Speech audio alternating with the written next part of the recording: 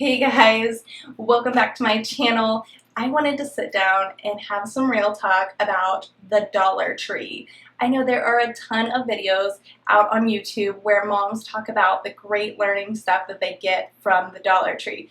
And a lot of them are very true. I get a lot of inspiration from them. This is not a spill the tea about YouTubers style video, but I did want to kind of talk about some of the things that I run into with these videos.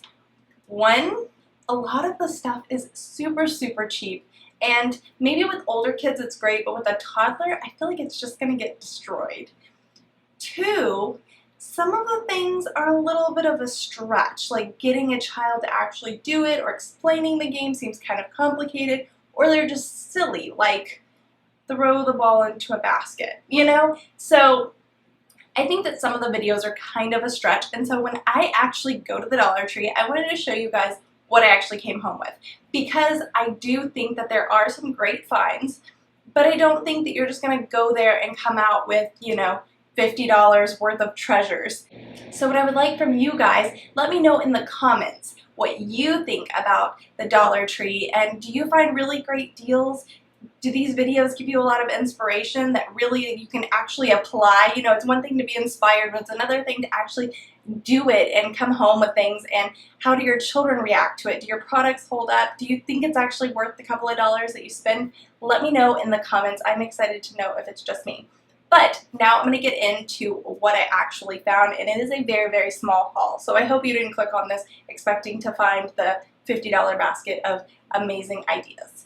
So the first thing that I got was some flashcards, and I know everybody does this, and the funny thing is my son doesn't really even like flashcards. He tears them up, but occasionally I have a box that I got this inspiration from someone on YouTube, and I will try and link their video in the description, or at least mention their channel, because I don't know that I'll actually be able to find the video. I think it's Jada A is her name, but anyways, I took a box that I had something delivered from Amazon in, and I cut a little slit in the top. I would take the flashcards out and let him put them in the box through the little slit.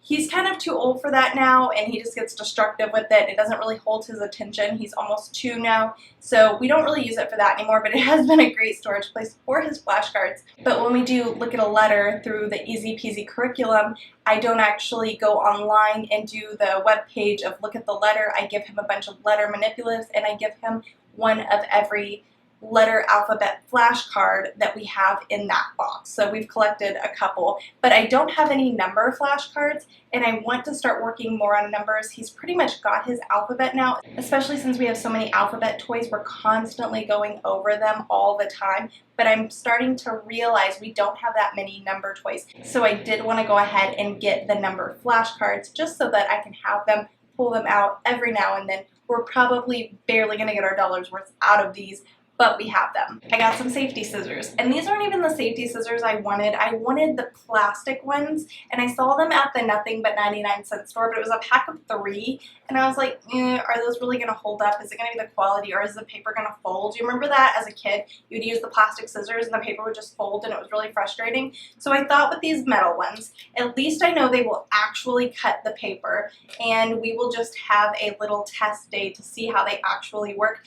I will do an Instagram update and let you know how these actually work out for a 1.5-year-old, if they are actually sharp at all, and if he's putting his hands in there. And of course you would have to use your own judgment with your own kid, but I can let you know my review with my child and how it goes. I got a dry erase board, and it is 2-sided.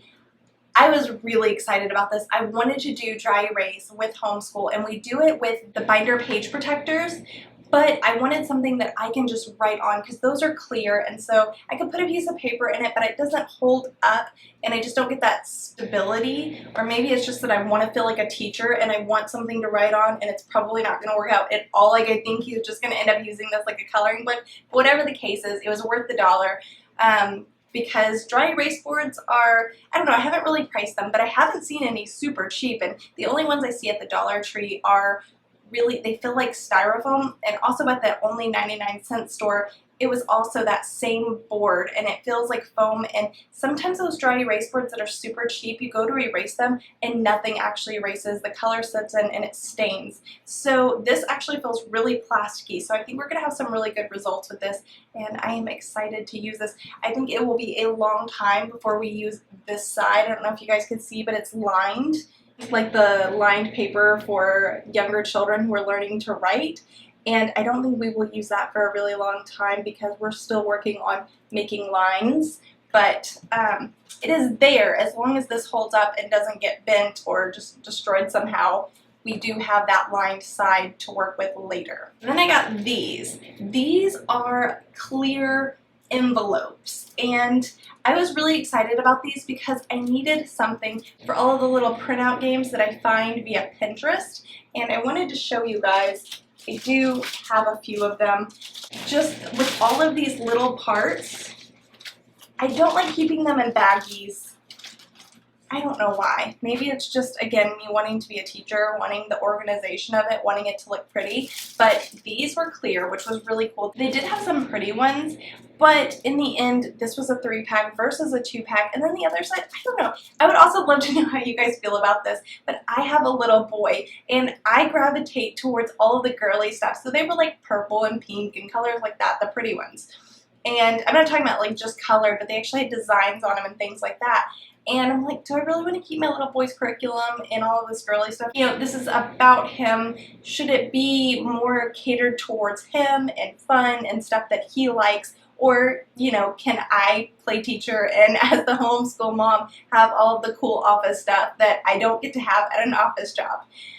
So I would love to know how you feel about that. If you are a homeschooling mom, do you use all of the fun girly stuff that you love, or do you like all of the fun boy stuff? Like, I think too, I would really enjoy if some of the office supplies had like dinosaurs on them or something really boyish and childish like that, so that as we're going through his school stuff and we're pulling stuff out, he's getting excited about even the packaging before he even sees what I'm pulling out. Maybe I'm just overthinking everything, but anyways, back to Dollar Tree haul. Clear envelopes, pack of 3 for these little games. So I thought I would just kind of show you. I don't think you guys are going to have any problem understanding what I'm talking about, but maybe I'm just really excited about this. But I wanted to show you guys exactly what I meant in case it's not clear for some reason. So it's just a clear envelope, and I think these will also fit pretty good in a file folder if I wanted to do that. I don't think I do. But I have these little boards, but the thing is they have all these letters that come with them. So I love the idea of just having them all in here. And I would even like some little small bags to put my letters in, but we will conquer that another day. I was in the Dollar Tree for an hour, and my husband and my son were sitting out in the car while I was shopping because, well, they're no fun to bring in the store with me.